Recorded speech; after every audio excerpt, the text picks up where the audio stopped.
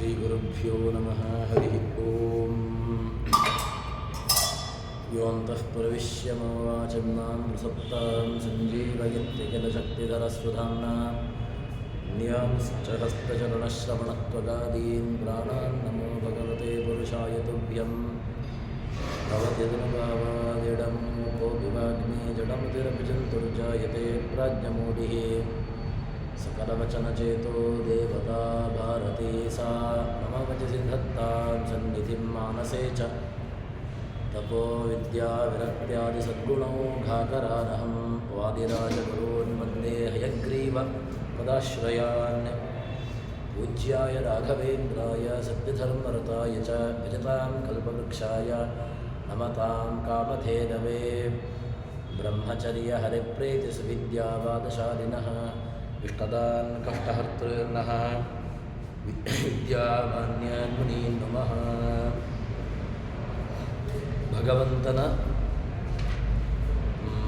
ಭಗವಂತನಿಗೆ ಆ ಜೀವನು ತುಂಬ ಹತ್ತಿರನಾಗಿರತಕ್ಕಂಥವನು. ಅದಕ್ಕೆ ಬೇಕಾಗಿರತಕ್ಕಂತಹ ಪ್ರಮಾಣವನ್ನು ಐತರೇಯ ತಿಳಿಸಿಕೊಡ್ತಾ ಇದೆ.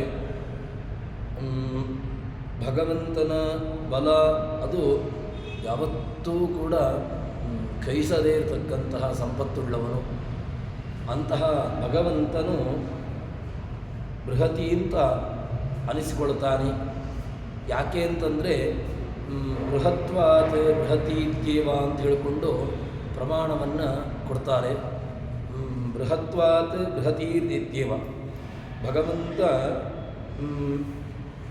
ಎಲ್ಲ ಮುಖ್ಯವಾಗಿ ಪ್ರೇರಕ ಮತ್ತು ವಾಯುದೇವರಿಗೂ ಕೂಡ ಪ್ರೇರಕನಾಗಿ ಇದ್ದಾನೆ.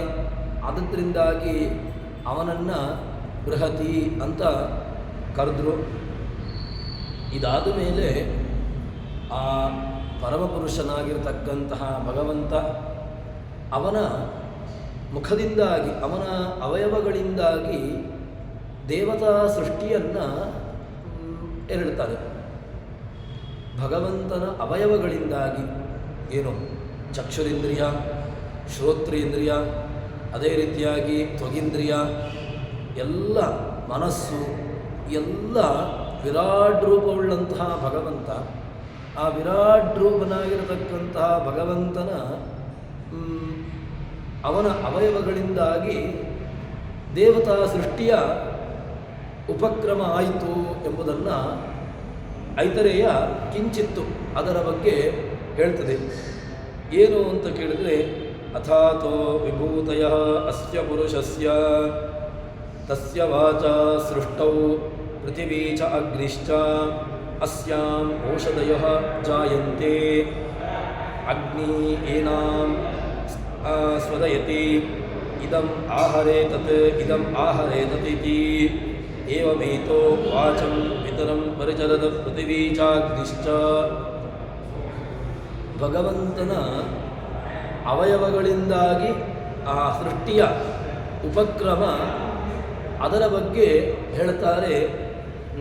ಏನಾಯಿತು ಅಂತ ಕೇಳಿದ್ರೆ, ಭಗವಂತನ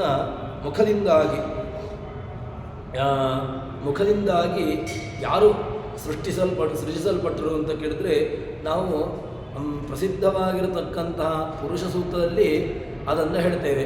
ಮುಖಾತ್ ಇಂದ್ರಶ್ಚ ಅಗ್ನಿಶ್ಚ ಅಂತ ಹೇಳಿಕೊಂಡು ಹೇಳ್ತೇವೆ. ಅದೇ ರೀತಿಯಾಗಿ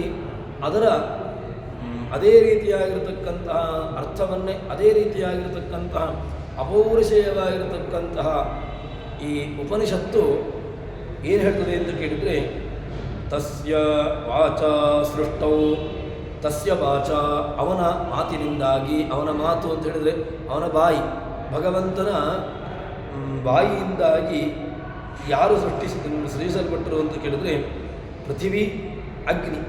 ಪೃಥಿವೀ ಅಭಿಮಾನಿ ದೇವತೆ, ಅದೇ ರೀತಿಯಾಗಿ ಅಗ್ನಿಯ ಅಭಿಮಾನಿ ದೇವತೆ. ಇವರಿಬ್ಬರೂ ಕೂಡ ಭಗವಂತನ ಮಾತಿನ ಮೂಲಕವಾಗಿ, ಅಂದರೆ ಬಾಯಿಯ ಮೂಲಕವಾಗಿ ಅವರು ಸೃಷ್ಟಿಯಾದರು. ಇದಾದ ಮೇಲೆ ಮುಂದೆ ಅಸ್ಯಾಂ ಓಷಧಯಃ ಜಾಯಂತೆ, ಮುಂದೆ ಈ ಪೃಥಿವಿಯಲ್ಲಿ, ಪೃಥಿವಿ ಅಂತ ಹೇಳಿದರೆ ಪೃಥಿವಿ ಅಭಿಮಾನಿ ದೇವತೆ, ಅದೇ ರೀತಿಯಾಗಿ ಪೃಥಿವಿ, ಈ ಎರಡನ್ನೂ ಕೂಡ ಇಟ್ಟುಕೊಳ್ಬೇಕು. ಹೇಗೆ ಅಂತಂದರೆ ಇಲ್ಲಿ ಪೃಥಿವಿಯಿಂದ ಇಟ್ಟುಕೊಂಡಾಗ ಪೃಥಿವಿಯ ಓಷಧಯ ಅಂತ ಹೇಳಿಕೊಂಡು ಅಸ್ಯಾಂ ಓಷಧಯ ಅಂತ ಹೇಳಿದ್ರಿಂದಾಗಿ ಪೃಥಿವಿಯಲ್ಲಿ ಔಷಧಿಗಳು ಅಂತ ಅಂದರೆ ದೇವತೆಯಲ್ಲಿ ಔಷಧಿಗಳು ಹುಟ್ಟಿತು ಅಂತ ಹೇಳಿದರೆ ಅದಕ್ಕೆ ಅಧಿಕರಣ ಆಧಾರ ಬೇಕಲ್ಲ. ಆ ಆಧಾರ ಸ್ಥಾನೀಯವಾಗಿ ಈ ಪೃಥಿವಿಯಲ್ಲಿ ಆಹಾರ ಧಾನ್ಯಗಳು ಅಂದರೆ ಔಷಧಿಗಳು, ವನಸ್ಪತಿಗಳು ಇದೆಲ್ಲವೂ ಕೂಡ ಹುಟ್ಟಿರತಕ್ಕಂತಹದ್ದು. ಅಸ್ಯಾಂ ಓಷಧಯ, ಅದರಿಂದಾಗಿ ಔಷಧಿಗಳು ಹುಟ್ಟಿದವು. ಔಷಧಿಗಳಿಂದಾಗಿ ಅದಾದ ಮೇಲೆ ಅಸ್ಯಾಂ ಓಷಧಯ ಅಗ್ನಿ ಏನಾಹ ಸ್ವದಯತಿ. ತದನಂತರ ಹೇಳ್ತಾರೆ ಆ ಪೃಥಿವಿಯಲ್ಲಿ ಆಹಾರ ಧಾನ್ಯಗಳು ಯಾವುದೆಲ್ಲ ಧಾನ್ಯ ಸ್ವೀಕಾರಕ್ಕೆ ಬೇಕೋ ಅದೆಲ್ಲವೂ ಕೂಡ ಪೃಥಿವಿ ಅಧಿಕರಣದಲ್ಲಿ, ಭೂಮಿ ಅಧಿಕರಣದಲ್ಲಿ ಹುಟ್ಟುವಂತಹದ್ದು. ಅದಕ್ಕೆ ಆಶ್ರಯವಾಗಿರತಕ್ಕಂತಹದ್ದು ಭೂಮಿ, ಪೃಥಿವಿ. ಹುಟ್ಟಲಿಕ್ಕೆ ದೇವತೆ ಅನುಗ್ರಹ ಬೇಕು. ಅದಕ್ಕೆ ಪೃಥಿವಿ ಅಭಿಮಾನಿ ದೇವತೆ ಅವನು ಕಾರಣವಾಗಿರ್ತಾನೆ. ತದನಂತರ ಹೇಳ್ತಾರೆ ಅಗ್ನಿ ಏನಾಹ ಸ್ವದಯತಿ. ಏನು ಮಾಡ್ತಾನೆ ಅಗ್ನಿ ಅಂತ ಕೇಳಿದರೆ ಏನಾಹ ಸ್ವದಯತಿ, ಆ ಎಲ್ಲ ಧಾನ್ಯಗಳನ್ನು ಅದನ್ನು ಪಕ್ವಗೊಳಿಸುವಂತೆ, ಅದೆಲ್ಲವೂ ಕೂಡ ಚೆನ್ನಾಗಿ ಬೇಯುವಂತೆ ಮಾಡುವಂತಹದ್ದು. ಆ ಧಾನ್ಯಗಳು ಬೆಳೆದಿರತಕ್ಕಂತಹ ಧಾನ್ಯಗಳು ಅದು ಸ್ವೀಕಾರ ಯೋಗ್ಯವಾಗುವುದು. ಯಾವಾಗ ಸ್ವೀಕಾರ ಯೋಗ್ಯವಾಗಬೇಕು ಅಂತಾದರೆ ಅದರಲ್ಲಿ ಪಕ್ವತೆ ಬರಬೇಕು. ಅಂದರೆ ಕೆಲವೆಲ್ಲ ಭರ್ಜನಾದಿಗಳು ಅಥವಾ ಇನ್ನಿತರವಾದ ಒಂದು ಅಗ್ನಿಯ ಸಂಪರ್ಕಕ್ಕೆ ಒಳಗಾಗಿ ತನ್ಮೂಲಕವಾಗಿ ಅವುಗಳನ್ನು ಪಕ್ವಗೊಳಿಸುವಂತಹ ಕ್ರಿಯೆ ಬೇಕು. ಹೀಗೆ ಆ ಪಕ್ವಗೊಳಿಸುವಂತಹ ಕಾರ್ಯವನ್ನು ಅಗ್ನಿ ಮಾಡ್ತಾನೆ. ಮಾಡಿ ಅದರಲ್ಲೊಂದು ಒಳ್ಳೆಯ ರುಚಿಯನ್ನು ಸ್ವದಯತಿ ಇದಂ ಆಹಾರತೆ ಇದಂ ಆಹಾರತ ಎನ್ನುವುದಾಗಿ ಅದನ್ನು ಹೇಳ್ತಾರಂತೆ.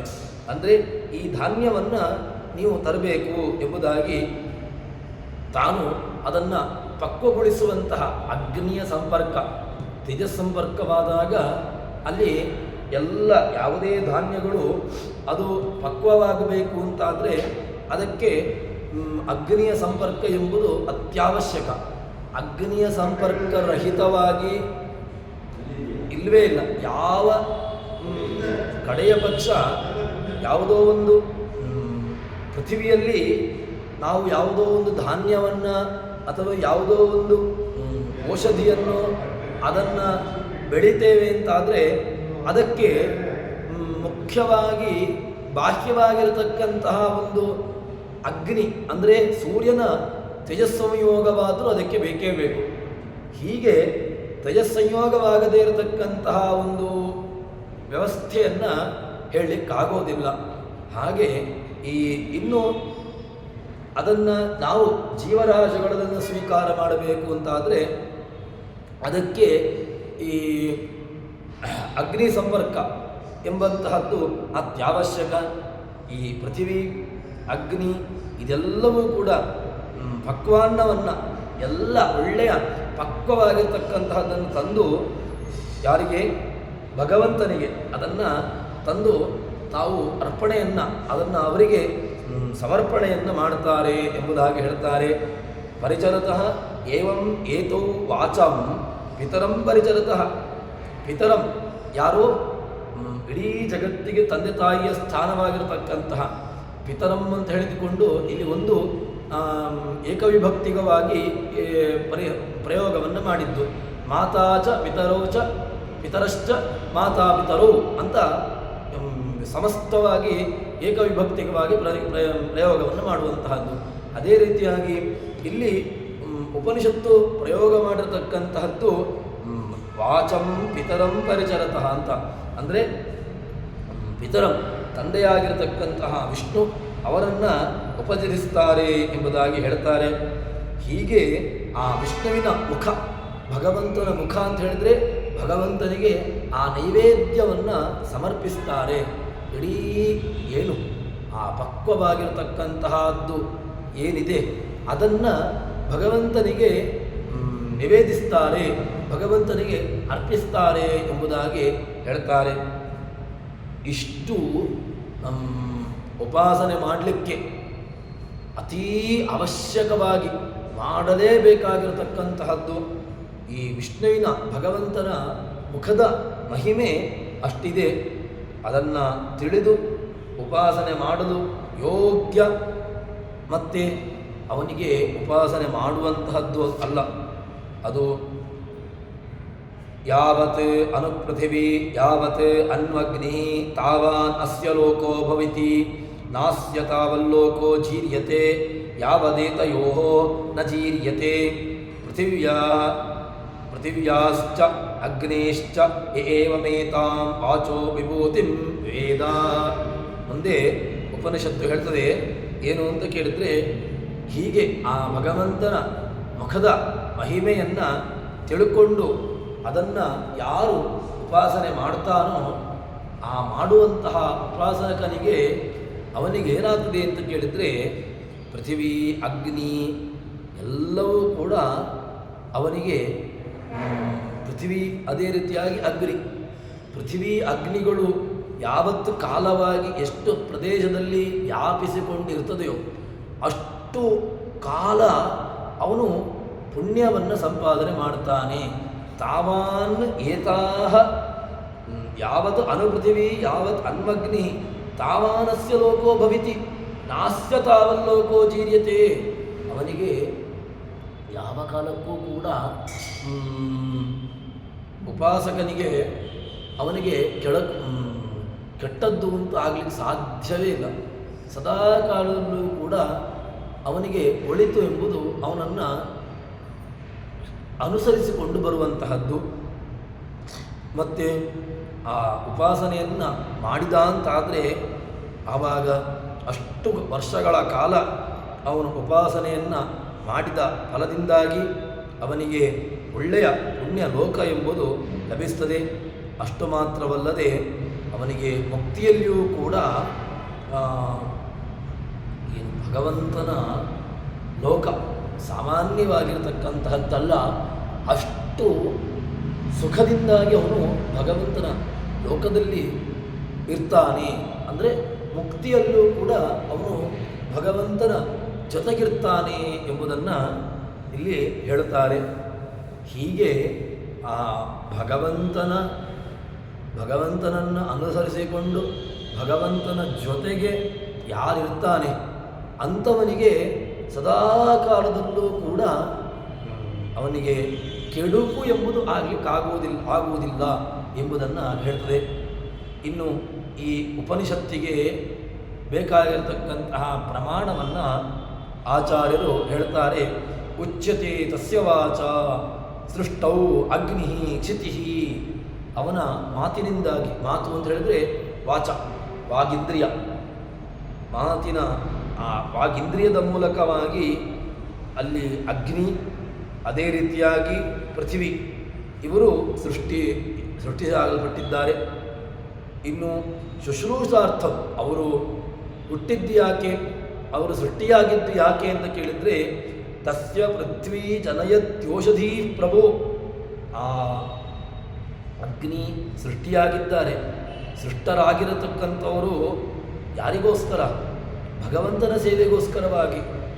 ಭಗವಂತ ಎಲ್ಲರನ್ನ ಜೀವರಾಶಿಗಳನ್ನು ಸೃಷ್ಟಿ ಮಾಡುವಂತಹದ್ದು ಏನು ಕಾರಣ ಅಂತ ಕೇಳಿದರೆ, ಅವರವರ ಸ್ವ ಯೋಗ್ಯತಾನುಸಾರವಾಗಿ ಅವರು ತಮ್ಮ ಒಳಿತಿಗೆ, ತಮ್ಮ ಔನ್ನತ್ಯಕ್ಕೆ ಬೇಕಾಗಿರತಕ್ಕಂತಹ ಒಂದು ಕರ್ಮಗಳನ್ನು ಅವರು ಮಾಡಲಿ ಎಂಬುದಾಗಿ ಸೃಷ್ಟಿಯನ್ನು ಮಾಡುವಂತಹದ್ದು. ಇಲ್ಲಿಯೂ ಕೂಡ ಪೃಥ್ವಿ ಅಭಿಮಾನಿ ದೇವತೆ, ಪೃಥ್ವಿ ಅಗ್ನಿ ಅಭಿಮಾನಿ ದೇವತೆ, ಇವರೆಲ್ಲರೂ ಕೂಡ ಸೃಷ್ಟಿಯಾಗಿರತಕ್ಕಂತಹದ್ದು, ಸೃಷ್ಟಿಯಾಗಿದ್ದಾರೆ.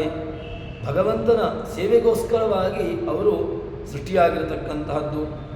ಪೃಥ್ವಿ ಭಗವಂತನ ಸೇವೆಗೋಸ್ಕರವಾಗಿ ಎಲ್ಲ ಧಾನ್ಯಾದಿಗಳನ್ನು ತನ್ನಲ್ಲಿ ಬೆಳಿತಾಳೆ. ಭೂಮಿ ಯಾರಿಗೋಸ್ಕರವಾಗಿ ಆ ತನ್ನಲ್ಲಿ ಔಷಧಿಗಳನ್ನು ವನಸ್ಪತಿಗಳನ್ನು ತನ್ನಲ್ಲಿ ಬೆಳೆಸಿಕೊಳ್ತಾಳೆ ಅಂತ ಕೇಳಿದರೆ ಭಗವಂತನಿಗೋಸ್ಕರವಾಗಿ. ಭಗವಂತನಿಗೆ ಇದೆಲ್ಲವೂ ಕೂಡ ಸಮರ್ಪಿತವಾಗಬೇಕು ಎಂಬುದಕ್ಕೋಸ್ಕರವಾಗಿ ಅವಳು ಎಲ್ಲವನ್ನೂ ಕೂಡ ಉಂಟು ಮಾಡ್ತಾಳೆ. ಈ ಅಗ್ನಿ ಏನು ಮಾಡ್ತಾನೆ ಅಂತ ಕೇಳಿದರೆ ತನ್ನ ಆ ಪೃಥ್ವಿ ಕೊಟ್ಟಿರತಕ್ಕಂತಹ ಎಲ್ಲ ಧಾನ್ಯಗಳನ್ನು ಅದನ್ನು ಚೆನ್ನಾಗಿ ಪಾಕ ಮಾಡತಕ್ಕಂತಹದ್ದು ಅಗ್ನಿಯ ಕಾರ್ಯ. ಅಗ್ನಿ ಅವನು ಏನೆಲ್ಲ ಅವನಿಗೆ ಧಾನ್ಯಗಳು ಅಥವಾ ಯಾವುದೆಲ್ಲ ಅವನ ಬಳಿಗೆ ಬರ್ತದೆಯೋ ಅದೆಲ್ಲವನ್ನೂ ಕೂಡ ಪಾಕ ಮಾಡತಕ್ಕಂತಹ ಸಾಮರ್ಥ್ಯ ಅಗ್ನಿಯದ್ದು. ಈ ಅಗ್ನಿ ಏನು ಮಾಡ್ತಾನೆ ಅಂತ ಕೇಳಿದರೆ ಎಲ್ಲವನ್ನು ಪಾಕ ಮಾಡ್ತಾನೆ. ಪಾಕ ಮಾಡಿ ತಸ್ಯವಾಚ ಸೃಷ್ಟವು ಅಂತ ಹೇಳಿಕೊಂಡು ಅದನ್ನು ಭಗವಂತನಿಗೆ ಸಮರ್ಪಣೆಯನ್ನು ಮಾಡ್ತಾರೆ, ಭಗವಂತನಿಗೆ ಕೊಡ್ತಾರೆ. ಹೀಗೆ ಅದರಿಂದಾಗಿ ಪೃಥ್ವಿ ಅಗ್ನಿಗಳು ಎಲ್ಲವನ್ನೂ ಕೂಡ ಸೃಷ್ಟಿ ಮಾಡಿಕೊಡ್ತಾರೆ. ಅಸ್ಯ ಭೋಗ್ಯಂ ತಥೋ ವಿಷ್ಣೋರನ್ನವತೋ ಕುರುತಸ್ಸದ. ಅಸ್ಯ ಯಾರಿಗೆ ಆ ವಿಷ್ಣುವಿಗೆ ಭಗವಂತನಿಗೆ ಅತ್ತಂ ಯೋಗ್ಯಂ ತಿನ್ನಲಿಕ್ಕೆ ಭೋಗ್ಯವಾಗಿರತಕ್ಕಂತಹದ್ದು ಅಂತಹ ಅನ್ನಾದಿಗಳನ್ನು ಕೊಡ್ತಾರೆ ಅಂತ ಹೇಳ್ತಾರೆ. ಇನ್ನು ಈ ಭಗವಂತನ ಇದೆಲ್ಲವೂ ಕೂಡ ಯಾವ ಕಾರಣಕ್ಕೋಸ್ಕರ ಹೇಳಿದ್ದು, ಏನು ವಿಚಾರವನ್ನಿಟ್ಟುಕೊಂಡು ಹೇಳಿದ್ದು ಅಂತ ಕೇಳಿದರೆ ಯೋಗ್ಯ ಸಂಸ್ಥದುಪಾಸಾಯ ಸಹ ಭೂಮಿ ಅಗ್ನಿ ಸಮನ್ವಿತ. ಇದು ಹೊರಟಿರತಕ್ಕಂತಹ ವಿಚಾರ ಯಾಕೆ ಅಂತ ಕೇಳಿದರೆ ಉಪಾಸನಾಯ, ನೀವು ಇದನ್ನು ಉಪಾಸನೆ ಮಾಡಬೇಕು. ಭಗವಂತನ ಬಗ್ಗೆ ಭಗವದ್ ವಿಚಾರಗಳು ಇದೆಲ್ಲವೂ ಕೂಡ ಯಾವ ಕಾರಣದಿಂದಾಗಿರುವಂತಹದ್ದು ಅಂತ ಕೇಳಿದರೆ ನಮ್ಮಿಂದ ಅವುಗಳು ಉಪಾಸಿಸಲ್ಪಡಬೇಕು. ಯಾರು ಉಪಾಸಕರಿದ್ದಾನೆ ಅವನಿಗೆ ಈ ಉಪಾಸನೆ ಎಂಬುದು ಉಪಾಸನೆ ಮಾಡಬೇಕು ಎಂಬುದಂತಹ ದೃಷ್ಟಿಯಿಂದಾಗಿ ಹೇಳ್ತಾರೆ. ಮತ್ತು ಉಪಾಸನೆಯನ್ನು ಮಾಡಿದ ಅಂತಾದರೆ ಅವನಿಗೆ ಯಾವ ಕಾಲಕ್ಕೂ ಕೂಡ ಸಮಂತಯೋರ್ವ್ಯಾಪ್ತಿ ಮಾಂಶ್ಚ ತದ್ವನ್ಮುಕ್ತಶ್ಚ ನಿತ್ಯದ ಅನಷ್ಟಲೋಕೋ ಭವತಿ ನಷ್ಟಲೋಕೋ ನ ಭವತಿ. ನಷ್ಟಲೋಕ ಯಾವುದು ಅಂತ ಕೇಳಿದರೆ ಇದೆ, ಈ ಮತ್ತೆ ಮತ್ತೆ ನಷ್ಟವಾಗತಕ್ಕಂತಹದ್ದು. ಇದು ಇವತ್ತಿದೆ ನಾಳೆ ಇಲ್ಲ ಅಂತಹ ಸ್ಥಿತಿಯಲ್ಲಿರತಕ್ಕಂಥ ಲೋಕ. ಇವತ್ತು ಇದ್ದೇನೆ ಅಂತ ಹೇಳ್ತೇವೆ, ಆದರೆ ನಾಳೆಯ ತನಕ ವ್ಯಾಪ್ತಿ ಯಾರಿಗೂ ಗೊತ್ತಿಲ್ಲ. ಅಂತಹ ಅನಷ್ಟ ಲೋಕ, ಯಾವತ್ತಿಗೂ ನಷ್ಟವಾಗದೇ ಇರತಕ್ಕಂತಹ ಲೋಕ ಯಾವುದು ಅಂತ ಕೇಳಿದರೆ ಅದು ಮುಕ್ತಿ. ಅಂತಹ ಮುಕ್ತಿಯನ್ನು ಭಗವಂತ ಕೊಡ್ತಾನೆ. ಸುಖದಿಂದಾಗಿ ಚ್ಯುತನಾಗುವುದಿಲ್ಲ. ಸುಖದಿಂದ ಚ್ಯುತನಾಗುವಂತಹದ್ದು ಅಂತ ಕೇಳಿದರೆ ಭಗವಂತನ ಅಚ್ಯುತನಾಗಿರತಕ್ಕಂಥವನ ಜೊತೆಗೆ ಇದ್ದ ಮೇಲೆ ಅವನಿಗೆ ಯಾವ ಕಾಲಕ್ಕೂ ಕೂಡ ದುಃಖದ ಅನುಭವವೇ ಬರೋದಿಲ್ಲ, ದುಃಖದ ಅನುಭವವೇ ಆಗೋದಿಲ್ಲ ಅಂತ ಹೇಳ್ತಾರೆ. ಸರಿ, ಉಪಾಸನೆಯನ್ನು ಎಲ್ಲರೂ ಮಾಡ್ಬೋದಾ? ಉಪಾಸನೆಗೆ ನೀವೀಗ ಉಪಾಸನೆ ಮಾಡಬೇಕು ಅಂತ ಹೇಳಿದ್ರಿ. ಉಪಾಸನೆಯನ್ನು ಮಾಡುವಂತಹದ್ದು ಅಂತ ಹೇಳಿದರೆ ಅಷ್ಟು ಸುಲಭನಾ ಅಂತ ಕೇಳಿದರೆ ಉಪಾಸನೆ ಯೋಗ್ಯ ಅಸ್ಯ ಉಪಾಸಾಯ ಪೃಥಿವ್ಯಗ್ನಿಪದಸ್ಯೇ ಯೋಗ್ಯಾಸ್ತೆ ವೈ ಮುಖ್ಯತೆಯ ತದನ್ಯೇ ಯತ್ರ ತೌ ಸ್ಥಿತವು ಅಂತ ಹೇಳಿಕೊಂಡು ಹೇಳ್ತಾರೆ. ಏನು ಅಂತ ಕೇಳಿದ್ರೆ ಪೃಥಿವಿ ಅಗ್ನಿ ಈ ಪದವಿಗೆ ಬರಲು ಅರ್ಹರಾಗಿರತಕ್ಕಂಥವರಿಗೆ ಅವರು ಬೇಕಾದರೂ ಇದನ್ನು ಉಪಾಸನೆ ಮಾಡ್ಬೋದು. ಉಪಾಸನೆಯಲ್ಲಿಯೂ ಕೂಡ ಅನಿಷ್ಟೋಪಾಸನೆ ಅದನ್ನು ಮಾಡಿದ ಅಂತ ಹೇಳಿದರೆ ಅವನಿಗೆ ಯಾವ ಕಾಲಕ್ಕೂ ಕೂಡ ಏಳಿಗೆಯಿಲ್ಲ. ಯಾಕೆ ಅಂತ ಕೇಳಿದರೆ ಒಂದು ಯಾವ ಉಪಾಸನೆಯನ್ನು ಮಾಡಬೇಕೋ ಆ ಉಪಾಸನೆಯನ್ನು ಮಾಡಬೇಕು ಅಂತ ನಿಯಮ. ಅಂದರೆ ಉಪಾಸನೆ ಅಂತ ಹೇಳಿದ ತಕ್ಷಣ ವಿಚಿತ್ರವಾಗಿರತಕ್ಕಂಥ ಉಪಾಸನೆಗಳಿದೆ.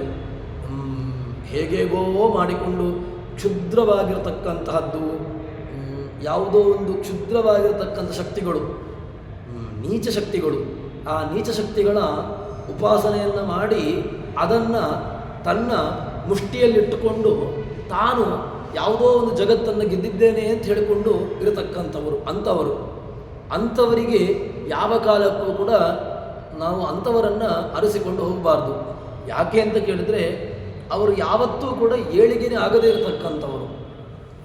ನೀಚ ಉಪಾಸನೆ, ಅದೇ ರೀತಿಯಾಗಿ ಮಿಥ್ಯಾಭೂತವಾಗಿರ್ತಕ್ಕಂಥ ಉಪಾಸನೆ, ಅನಿಷ್ಟವಾಗಿರ್ತಕ್ಕಂತಹ ಉಪಾಸನೆ, ಅದರಲ್ಲಿ ಯಾವುದೇ ರೀತಿಯಾಗಿರ್ತಕ್ಕಂತಹ ಶಕ್ತಿ ಇಲ್ಲದೇ ಇರತಕ್ಕಂತಹ ಉಪಾಸನೆ, ಅದನ್ನು ಮಾಡಿದ ಅಂತ ಹೇಳಿದರೆ ನತೇಯಾಂತಿ ಹೇಳ್ತಾರೆ, ನೀನು ಯಾರನ್ನು ಉಪಾಸನೆ ಮಾಡ್ತೀಯೋ ಅಂಥವರನ್ನೇ ನೀನು ಹೊಂದುತ್ತೀ ಅಂತ. ಉಪಾಸನೆ ಎಂಬುದು ಅಷ್ಟು ಜಾಗರೂಕವಾಗಿ ಮಾಡಬೇಕಾದಂತಹದ್ದು. ಹೀಗೆ ಆ ಜಾಗರೂಕವಾಗಿ ಮಾಡಲೇಬೇಕಾಗಿರ್ತಕ್ಕಂಥ ಉಪಾಸನೆಯನ್ನು ಹೇಳ್ತಾರೆ. ಅದನ್ನು ಉಪಾಸನೆ ಮಾಡಬೇಕು. ಆ ಪೃಥ್ವಿ ಅಭಿಮಾನಿ ದೇವತೆಗಳು ಅಥವಾ ಪೃಥ್ವಿ ಪದವಿಗೆ, ಅಗ್ನಿಯ ಪದವಿಗೆ ಬರಲು ಯೋಗ್ಯರಾಗಿರ್ತಕ್ಕಂಥವರು ಅವರು ಉಪಾಸನೆ ಮಾಡಬಹುದು. ಅವರು ಈ ಉಪಾಸನೆಯನ್ನು ಮಾಡಿ ಭಗವಂತನನ್ನು ಹೊಂದಲಿಕ್ಕೆ ಯೋಗ್ಯತೆ ಉಳ್ಳವರಾಗ್ತಾರೆ. ಇನ್ನು ತತ್ತಚರ್ತುಂ ಸಮರ್ಥಾಃ ಸ್ಯುಃ ಮುಕ್ತಿಂ ಪ್ರಾಪ್ಯ ಯಥೇಚ್ಛಯ ಕಾದಾಚಿತ್ಕೋಪಾಸನೆ ತಾವತ್ತೇಷಾಂ ಚ ಯೋಗ್ಯತಾ. ಉಪಾಸನೆಯಲ್ಲಿ ಮತ್ತು ಅದರ ಫಲದಲ್ಲಿ ಅಷ್ಟೇ ಯೋಗ್ಯತೆ. ಅವರಿಗೆ ಉಪಾಸನೆ ಫಲ ಭಗವಂತ ಸರಿಯಾಗಿರ್ತಕ್ಕಂತಹ ಮಾರ್ಗದಲ್ಲಿ ಉಪಾಸನೆಯನ್ನು ಮಾಡಿದ ಅಂತ ಹೇಳಿದರೆ ಅದಕ್ಕೆ ಸರಿಯಾಗಿರ್ತಕ್ಕಂತಹ ಫಲವನ್ನು ನೀಡುತ್ತಾನೆ ಭಗವಂತ. ಹೀಗೆ ಉಪಾಸನೆ ಎಂಬುದನ್ನು ತುಂಬ ಜಾಗರೂಕವಾಗಿ ಮಾಡಬೇಕು ಎಂಬುದನ್ನು ಉಪನಿಷತ್ತು ನಮಗೆ ತಿಳಿಸಿಕೊಡ್ತದೆ. ಸರಿ, ಇನ್ನು ಇದು ಭಗವಂತನ ಮಹಿಮೆಯನ್ನು ಯಾರು ತಿಳ್ಕೊಂಡವರು ಯಾರಿದ್ದಾರೆ? ಯಾರಾದರೂ ಇದ್ದಾರಾ? ತಿಳ್ಕೊಂಡಿರತಕ್ಕಂತಹ ವ್ಯಕ್ತಿಗಳು ಯಾರಾದರೂ ಇದ್ದಾರಾ ಅಂತ ಕೇಳಿದರೆ, ವೇದನಂ ಹ್ಯಾಪರೋಕ್ಷೇಣ ಮುಖ್ಯಂ ಭವತಿ ನಾಣ್ಯತ ಏಕದೇಶವಿದೋ ಯಸ್ಮಾತ್ ಪರೋಕ್ಷ ಜ್ಞಾನಿನೋಖಿಲಾಃ ಅಪರೋಕ್ಷ್ಯಂ ಭವೇತ್ ಯಸ್ಮಾನ್ ನೈವೋಪಾಸಾಮೃತೆ ಕ್ವಚಿತ್ ತಸ್ಮಾದುಪಾಸಾ ಪೂರ್ವಂತು ಯೋ ಪರೋಕ್ಷಂ ಪ್ರಪಶ್ಯತಿ ಸ ಏವ ವೇದ ನಾಣ್ಯಸ್ತು ಯೋಗ್ಯಶ್ಚೈವೋ ಪರೋಕ್ಷದ್ರವ್ಯ ಅಂತ ಹೇಳಿಕೊಂಡು ಹೇಳ್ತಾರೆ. ವಾಯೋ ವಿಭೂತಿಂ ಯೋ ವೇದ, ಭಗವಂತನ ಮುಖದ ಮಹಿಮೆಯನ್ನು ಯಾರು ತಿಳ್ಕೊಳ್ತಾರೆ ಅದು ನೇರವಾಗಿ ಭಗವಂತನನ್ನು ಕಂಡಷ್ಟೇ ದೊಡ್ಡ ಪುಣ್ಯ. ಯಾಕೆ ಅಂತ ಕೇಳಿದರೆ ಭಗವಂತನ ಮಾತು ಅಥವಾ ಭಗವಂತನ ಮುಖದ ಅದರಲ್ಲಿರ್ತಕ್ಕಂತಹ ಮಹಿಮೆಯನ್ನು ತಿಳ್ಕೊಂಡ ಅಂತ ಹೇಳಿದರೆ ಅದಕ್ಕಿರ್ತಕ್ಕಂತಹ ಬೇರೆ ಇನ್ನಿತರ ಏನೂ ಬೇಕಾಗಿಲ್ಲ. ಯಾಕೆ? ಸಾಕ್ಷಾತ್ ಭಗವಂತನ ಮಹಿಮೆಯನ್ನು, ಮಾತಿನ ಮಹಿಮೆಯನ್ನು ಕಂಡಿದ್ದಾನೆ, ಮುಖದ ಮಹಿಮೆಯನ್ನು ಕಂಡಿದ್ದಾನೆ ಅಂತಾದರೆ ಮತ್ತೆ ಇನ್ನಿತರವಾಗಿರ್ತಕ್ಕಂಥದ್ದು ಯಾವುದೂ ಕೂಡ ಲೆಕ್ಕಕ್ಕಿಲ್ಲ, ಗೌಣ. ಹೀಗೆ ಆ ಮುಖ್ಯವಾಗಿ ಪ್ರತ್ಯಕ್ಷವಾಗಿ ಕಾಣುವುದು ಅಂತೆ ಅರ್ಥ ಆಗ್ತದೆ. ಇನ್ನು ಪರೋಕ್ಷವಾಗಿ ಕಾಣುವವರು ಅಂತ ಹೇಳಿದ್ರೆ, ಪರೋಕ್ಷ ಅಂತ ಹೇಳಿದ್ರೆ ಏನೋ ಒಂದು ಕಿಂಚಿತ್ತಾಗಿ ಜ್ಞಾನ ಬಂದಿದೆ ಅಂತ ಅರ್ಥ ಆಗ್ತದೆ. ಅದಾದ ಮೇಲೆ ಉಪಾಸನೆ ತುಂಬ ಆ ಉಪನಿಷತ್ತಿನಲ್ಲಿ ಹೇಳತಕ್ಕಂತಹ ಉಪಾಸನೆ, ಅದು ಉಪಾಸನೆ ಇಲ್ಲದೇನೆ ಕಾಣಬಹುದು, ಅದು ಸಾಧ್ಯ ಇಲ್ಲ. ಕಾಣಬೇಕು ಅಂತ ಆದರೆ ಮೊದಲು ಕೇಳಬೇಕು, ಕೇಳಿಕೊಂಡು ಅದರ ಬಗ್ಗೆ ತಿಳ್ಕೊಂಡು ತದನಂತರದಲ್ಲಿ ಅದರ ಬಗ್ಗೆ ಉಪಾಸನೆಯನ್ನು ಮಾಡುವಂತಹದ್ದು, ಅದರ ಬಗ್ಗೆ ತನ್ನ ಪ್ರವೃತ್ತಿಯನ್ನು ಮಾಡುವಂತಹದ್ದು. ಹೀಗೆ ಮಾಡಿದ ಈ ಮೂಲಕವಾಗಿ ತಾನು ಮುಂದುವರಿದ ಅಂತಾದರೆ ಮಾತ್ರ ಆವಾಗ ಅಂಥವನಿಗೆ ಭಗವದ್ ದರ್ಶನ ಎಂಬುದು ಸಾಧ್ಯವಾಗ್ತದೆ ಅಂತ ಹೇಳ್ತಾರೆ. ಇನ್ನು ಮುಂದೆ ಪ್ರಾಣನಿಂದಾಗಿ ಸೃಷ್ಟಿಯ ವಿಚಾರವನ್ನು ಅದರ ಬಗ್ಗೆ ಹೇಳ್ತಾರೆ. ಪ್ರಾಣೇನ ಸೃಷ್ಟೌ ಅಂತರಿಕ್ಷಂಚ ವಾಯುಶ್ಚ ಅಂತರಿಕ್ಷಂ ವಾ ಅನುಚರಂತಿ ಅಂತರಿಕ್ಷಂ ಅನುಶೃಣ್ವಂತಿ ವಾಯು ಅಸ್ಮೈ ಪುಣ್ಯಂ ಗಂಧಂ ಆವಹತಿ ಏವಮೇತೋ ಪ್ರಾಣಂ ಪಿತರಂ ಪರಿಚರತಃ ಅಂತರಿಕ್ಷಂಚ ವಾಯುಶ್ಚ ಅಂತ ಹೇಳಿಕೊಂಡು ಉಪನಿಷತ್ತು ತನ್ನ ಏನು ಆ ಉಪನಿಷತ್ತು ಹೇಳ್ತದೆ. ಇದರ ಒಳಾರ್ಥ, ಇದರ ಅರ್ಥ ಏನು ಅಂತ ಕೇಳಿದರೆ, ಭಗವಂತನ ಘ್ರಾಣ ಮತ್ತು ಪ್ರಾಣ, ಇದರಿಂದಾಗಿ ಭಗವಂತನ ಘ್ರಾಣೇಂದ್ರಿಯ, ಇದು ಎಲ್ಲವೂ ಕೂಡ ಭಗವಂತನ ಘ್ರಾಣೇಂದ್ರಿಯ ಬೇರೆ ಅಲ್ಲ, ಭಗವಂತನ ಪ್ರಾಣ ಬೇರೆ ಅಲ್ಲ, ಭಗವಂತನ ಇದ್ಯಾವುದೂ ಕೂಡ ಬೇರೆ ಅಂತ ಅಲ್ವೇ ಅಲ್ಲ, ಎಲ್ಲವೂ ಕೂಡ ನೇಹನ ನಾಸ್ತಿ ಕಿಂಚನ. ಆದರೆ ಹೇಳ್ತಾರೆ ಸೃಷ್ಟವು ಅಂತರಿಕ್ಷಂಚ ವಾಯುಶ್ಚ, ಭಗವಂತನ ಪ್ರಾಣ ಘ್ರಾಣದಿಂದಾಗಿ ಯಾರು ಸೃಷ್ಟಿಯಾದರು ಅಂತ ಕೇಳಿದರೆ ಅಂತರಿಕ್ಷ ಮತ್ತು ವಾಯುವಿನ ಅಂತರಿಕ್ಷಾಭಿಮಾನಿ ದೇವತೆ ಗಣಪತಿ, ಅದೇ ರೀತಿಯಾಗಿ ವಾಯು, ಇವರಿಬ್ಬರು ಸೃಷ್ಟಿಯಾದರು. ಆಕಾಶತತ್ವಾಭಿಮಾನ್ಯೇ ಮಹಾಗಣಪತಯೇ ನಮಃ ಅಂತ ಹೇಳ್ತೇವೆ. ಆಕಾಶ ಅಂದರೆ ಅವಕಾಶ ಅಂತ ಅರ್ಥ. ಆಕಾಶ ತತ್ವಕ್ಕೆ ಮುಖ್ಯವಾಗಿ ನಮಗೆ ಸ್ಪೇಸ್ ಅದು ಸಿಗುವಂತಹದ್ದು ಎಲ್ಲಿ ಅಂತ ಕೇಳಿದರೆ ಗಣಪತಿ. ಗಣಪತಿ ಇದ್ದದ್ರಿಂದಾಗಿ, ಗಣಪತಿ ಇರುವುದರಿಂದಾಗಿ ಅಲ್ಲಿ ಅವಕಾಶ ಇರುವಂತಹದ್ದು. ಹೀಗೆ ಗಣಪತಿ, ಅಂತರಿಕ್ಷಾಭಿಮಾನಿಯಾಗಿರತಕ್ಕಂತಹ ಗಣಪತಿ ಮತ್ತು ಈ ವಾಯು, ಇವರಿಬ್ಬರೂ ಕೂಡ ಮುಖ್ಯವಾಗಿ ಭಗವಂತನ ಘ್ರಾಣ ಮತ್ತು ಪ್ರಾಣದಿಂದಾಗಿ ಸೃಷ್ಟಿಯಾಗಿರತಕ್ಕಂಥವರು. ಇನ್ನು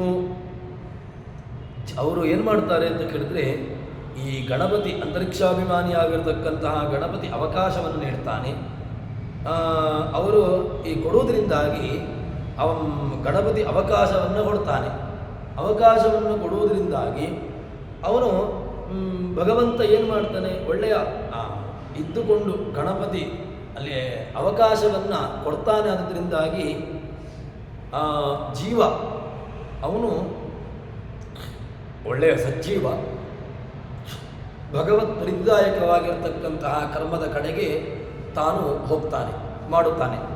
ಅದಕ್ಕೆ ಪ್ರೇರೇಪಣೆ ಸಜ್ಜೀವನು ಅಂತರಾತ್ರೆ ಮಾತ್ರ ಅಂತಹ ಜೀವರಾಶಿ ಈ ಗಣಪತಿಯ ಅವಕಾಶಕ್ಕೆ ಒಳಪಟ್ಟು ತಾನು ಒಳ್ಳೆಯ ಭಗವತ್ ಪರಿದಾಯಕವಾಗಿರತಕ್ಕಂತಹ ಕರ್ಮದ ಕಡೆಗೆ ತನ್ನನ್ನು ತಾನು ತೊಡಗಿಸಿಕೊಳ್ಳುತ್ತಾನೆ. ಇನ್ನು ಶ್ರೋತ್ರೇಂದ್ರಿಯದ ಅಭಿಮಾನಿ ಅವನು ಏನು ಮಾಡ್ತಾನೆ ಅಂತ ಕೇಳಿದರೆ, ಶ್ರೋತ್ರೇಂದ್ರಿಯಕ್ಕೆ ಪುಷ್ಟಿಯನ್ನು ಕೊಡುವುದರಿಂದಾಗಿ ಯಾರು ವಾಯು ಅಸ್ಮೈ ಅನುಸರಂತಿ ಅಂತರಿಕ್ಷಂ ವಾ ಅನುಸರಂತಿ ಅಂತರಿಕ್ಷಂ ಅನುಶೃಣ್ವಂತಿ. ಒಳ್ಳೆಯ ಶ್ರೋತ್ರೇಂದ್ರಿಯಕ್ಕೂ ಕೂಡ ಅವಕಾಶ, ಕಿವಿಯಲ್ಲಿ ಅಥವಾ ಯಾವುದೇ ವ್ಯವಸ್ಥೆಯಲ್ಲಿ ಅವಕಾಶವೇ ಇಲ್ಲ ಅಂತಾದರೆ, ಅಂದರೆ ಆಕಾಶವೇ ಇಲ್ಲ ಅಂತಾದರೆ ಯಾವ ರೀತಿಯಾಗಿರ್ತಕ್ಕಂಥ ಕರ್ಮಗಳು ಏನೂ ಆಗಲಿಕ್ಕೆ ಸಾಧ್ಯ ಇಲ್ಲ. ಶ್ರೋತ್ರೇಂದ್ರಿಯದಲ್ಲಿ ಅವಕಾಶ ಇದ್ದೇ ಇದೆ. ಯಾಕೆ?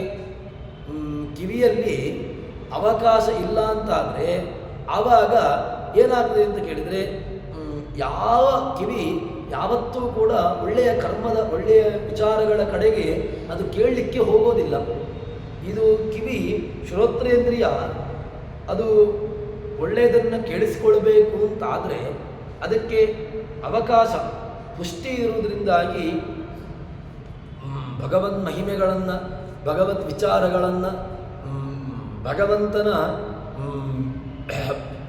ಭಗವತ್ ಪರವಾಗಿರತಕ್ಕಂತಹ ಕಥಾನಕವನ್ನು ಕೇಳ್ತಾರೆ ಅಂತ ಹೇಳ್ತಾನೆ.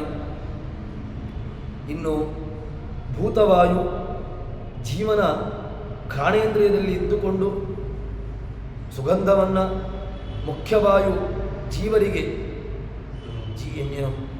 ನಮಗೆ ಸುಗಂಧ ದುರ್ಗಂಧ ಎರಡರ ವ್ಯವಸ್ಥೆಯೂ ಗೊತ್ತಿದೆ. ಘ್ರಾಣೇಂದ್ರಿಯದ ಕೆಲಸ ಏನು ಅಂತ ಕೇಳಿದರೆ, ಅದು ಎಲ್ಲವನ್ನೂ ಕೂಡ ಗಾಳಿಯ ಕೆಲಸ ಏನು ಅಂತ ಹೇಳಿದ್ರೆ ದುರ್ಗಂಧ ಸುಗಂಧವನ್ನು ಎಲ್ಲ ಕಡೆಗಳಲ್ಲೂ ಕೂಡ ಅದು ತರ್ತದೆ. ಅದಕ್ಕೆ ಯಾವ ಕಾಲಕ್ಕೂ ಲೇಪ ಇಲ್ಲ. ಸೂರ್ಯನ ಕಿರಣಕ್ಕೆ ಯಾವುದೋ ಒಂದು ಕೊಳಚೆ ಪ್ರದೇಶದ ಸಂಪರ್ಕ ಆಯಿತು, ಅದರಿಂದಾಗಿ ಸೂರ್ಯನ ಕಿರಣ ಮೈಲಿಗೆ ಆಯಿತು, ಅಥವಾ ಗಾಳಿ ಯಾವುದೋ ಒಂದು ದುರ್ಗಂಧವನ್ನು ಬೀಸಿತು, ಅದರಿಂದಾಗಿ ಗಾಳಿ ಮೈಲಿಗೆ ಆಯಿತು ಅಂತ ಏನೂ ಹೇಳಲಿಕ್ಕೆ ಸಾಧ್ಯ ಇಲ್ಲ. ಯಾಕೆ? ಅದಕ್ಕೆ ಲೇಪವೇ ಇಲ್ಲ. ಹೀಗೆ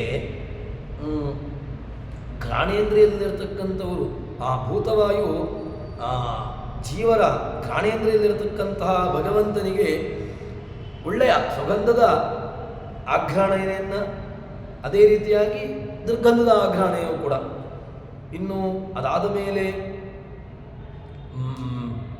ಮುಖ್ಯವಾಯು ಅವನೇನು ಮಾಡ್ತಾನೆ ಅಂತ ಕೇಳಿದ್ರೆ, ಜೀವನಿಗೆ ಭಗವಂತನ ಮೇಲೆ ಭಕ್ತಿ ಬರಬೇಕು ಅಂತಾದರೂ ಕೂಡ ಹೇಳ್ತಾರೆ, ವಾಯು ಅಸ್ಮೈ ಗಂಧಂ ಪುಣ್ಯಂ ಗಂಧಂ ಆವಹತಿ ಅಂತ ಹೇಳ್ತಾರೆ.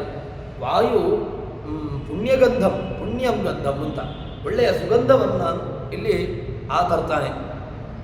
ಇನ್ನು ಏವಮೇತು ಪ್ರಾಣಂ ಪಿತರಂ ಪರಿಚರತಃ ಅಂತರಿಕ್ಷಂಚ ವಾಯುಶ್ಚ. ಈ ಮುಖ್ಯವಾಯು ಜೀವನಿಗೆ ಭಗವಂತನಲ್ಲಿ ಭಕ್ತಿಯನ್ನು ಉಂಟು ಮಾಡ್ತಾನೆ. ಅಂತರಿಕ್ಷ ವಾಯುಗಳು ತಮ್ಮ ತಂದೆಯಾಗಿರತಕ್ಕಂತಹ ವಿಷ್ಣುವಿನ ಘ್ರಾಣವನ್ನು, ಪ್ರಾಣವಾಯುಗಳ ಮಹಿಮೆಯನ್ನು ಚೆನ್ನಾಗಿ ಅದನ್ನು ತಿಳಿದುಕೊಂಡು ಅದರಲ್ಲಿರ್ತಕ್ಕಂತಹದ್ದನ್ನು ಉಪಾಸನೆ ಮಾಡ್ತಾನೆ. ಉಪಾಸನೆ ಮಾಡಿ ಅವನು ಇದನ್ನು ಉಪಾಸನೆ ಮಾಡಿದ ಅಂತಾದರೆ ಅವನಿಗೆ ಏನಾಗ್ತದೆ ಅಂತ ಕೇಳಿದರೆ, ವಾಯು ತಾವಾನಸ್ಯ ಲೋಕೋ ಭವತಿ, ಅವನಿಗೂ ಕೂಡ ಒಳ್ಳೆಯ ಅಂತರಿಕ್ಷ, ವ್ಯಾಪ್ತವಾಗಿರತಕ್ಕಂತಹದ್ದು ಅಂತರಿಕ್ಷ. ಆ ವ್ಯಾಪ್ತವಾಗಿರತಕ್ಕಂತಹ ಅಂತರಿಕ್ಷ ಏನಾಗಿದೆ ಅಂತ ಹೇಳಿದರೆ, ಈ ಅಂತರಿಕ್ಷ ಎಷ್ಟು ವ್ಯಾಪ್ಯವಾಗಿ ಅದು ಹರಡಿಕೊಂಡುಂಟೋ ಅಷ್ಟು. ಅದೇ ರೀತಿಯಾಗಿ ವಾಯು ಇಲ್ಲದೇ ಇರತಕ್ಕಂತಹ ಜಾಗ ಅಂತ ಇಲ್ಲವೇ ಇಲ್ಲ. ಯಾಕೆ? ಎಲ್ಲ ಕಡೆಗಳಲ್ಲೂ ಕೂಡ ವಾಯು ಇದ್ದೇ ಇದೆ, ವಾಯುವಿನ ಸಂಚಾರ ಅದಿದ್ದೇ ಇರ್ತದೆ. ಹೀಗೆ ಆ ವಾಯು ಎಲ್ಲ ಕಡೆಗಳಲ್ಲೂ ಕೂಡ ಬೀಸ್ತಾ ಇರ್ತದೆ. ಅಷ್ಟು ವರ್ಷಗಳ ಕಾಲ ಅಷ್ಟು ಪ್ರದೇಶದಲ್ಲಿ ತನಗೆ ಆ ಪುಣ್ಯದ ಲೋಕದ ವಾಸ, ಪುಣ್ಯವಾಗಿರತಕ್ಕಂತಹ ಲೋಕದಲ್ಲಿ ವಾಸ ಮಾಡತಕ್ಕಂತಹ ಒಂದು ಭಾಗ್ಯವನ್ನು ಭಗವಂತ ಕರುಣಿಸ್ತಾನೆ. ಇನ್ನು ಮುಕ್ತಿಯಲ್ಲಿ ಅಂತರಿಕ್ಷ ವಾಯುಗಳಿಗೆ ಎಷ್ಟು ಕಾಲ ಆ ವಿಷ್ಣುಲೋಕವು ಕ್ಷಯಿಸದೇ ಇರ್ತದೋ ಅಷ್ಟು ವರ್ಷಗಳ ಕಾಲ ಉಪಾಸಕನಿಗೂ ಕೂಡ ಇದು ಹೇಳಲಿಕ್ಕೆ ಸುಲಭ ಅಷ್ಟೇ. ಆದರೆ ಉಪಾಸನೆ ಎಂಬುದು ತುಂಬ ಕಷ್ಟ. ಅಷ್ಟು ಸುಲಭದಿಂದಾಗಿ ಈ ಉಪಾಸನೆಯನ್ನು ಮಾಡಲಿಕ್ಕೆ ಸಾಧ್ಯ ಇಲ್ಲ. ಈ ಉಪಾಸನೆ ಎಂಬುದು ತುಂಬ ಜಾಗರೂಕವಾಗಿ, ಒಂದು ರೀತಿಯಾಗಿರತಕ್ಕಂತಹ ಕತ್ತಿಯ ಅಲಗಿನಂತೆ. ಕತ್ತಿಯ ಅಲಗು ನೋಡಲಿಕ್ಕೆ ಚೆನ್ನಾಗಿದೆ, ಒಳ್ಳೆಯ ನೋಡುವಾಗ ಹೊಳೆಯುತ್ತದೆ, ಒಂದು ರೀತಿಯಾಗಿ ಅದೊಂದು ಹೇಳಬಹುದು. ಆದರೆ ಅದರಲ್ಲಿ ಹೆಜ್ಜೆಯನ್ನು ಇಟ್ಟಾಗ ಎಷ್ಟು ಜಾಗರೂಕವಾಗಿರಬೇಕು ಅಂತ ಕೇಳಿದರೆ, ಸ್ವಲ್ಪ ತಾನು ಮೈಮರೆತ ಅಂತ ಹೇಳಿದರೆ ಆ ಕತ್ತಿಯ ಅಲುಗು ಅವನನ್ನು ಛೇದಿಸ್ತದೆ. ಅದೇ ರೀತಿಯಾಗಿ ಉಪಾಸನೆಯೂ ಕೂಡ, ಉಪಾಸನೆ ಮಾಡುವಂತಹದ್ದು ಅಂತ ಹೇಳಿದರೆ ಆ ಉಪಾಸನೆಯಲ್ಲಿ ಯೋಗ್ಯವಾಗಿರತಕ್ಕಂಥ ಉಪಾಸನೆ, ಯಾವ ಉಪಾಸನೆಯನ್ನು ಮಾಡಬೇಕು, ಯಾವ ಉಪಾಸನೆಯನ್ನು ಮಾಡಬಾರದು, ಇದನ್ನು ಅರಿತುಕೊಳ್ಬೇಕು. ಉಪಾಸನೆಯನ್ನು ಮಾಡುವ ವಿಧಾನವನ್ನು ಅರಿತುಕೊಂಡು ತನ್ಮೂಲಕವಾಗಿ ಆ ಉಪಾಸನೆಯನ್ನು ಮಾಡಿದ ಅಂತ ಹೇಳಿದರೆ ಆವಾಗ ಅಂತಹ ಉಪಾಸನೆ ಎಂಬುದು ಅದು ಭಗವಂತನ ಪ್ರೀತಿದಾಯಕವಾಗಿದೆ. ತನ್ಮೂಲಕವಾಗಿ ಭಗವಂತನ ಲೋಕಕ್ಕೆ ಅದು ಕಾರಣೀಕರ್ತವಾಗ್ತದೆ. ಇಲ್ಲವ ಅಂತಾದರೆ ಆವಾಗ ಅಂತಹ ಯಾರು ಆ ಜೀವರಾಶಿ ಕ್ಷುದ್ರವಾಗಿರತಕ್ಕಂಥ ಉಪಾಸನೆ ಇತ್ಯಾದಿಗಳನ್ನು ಮಾಡತಕ್ಕಂಥವನು ಅವನಿಗೆ ಯಾವ ಕಾಲಕ್ಕೂ ಕೂಡ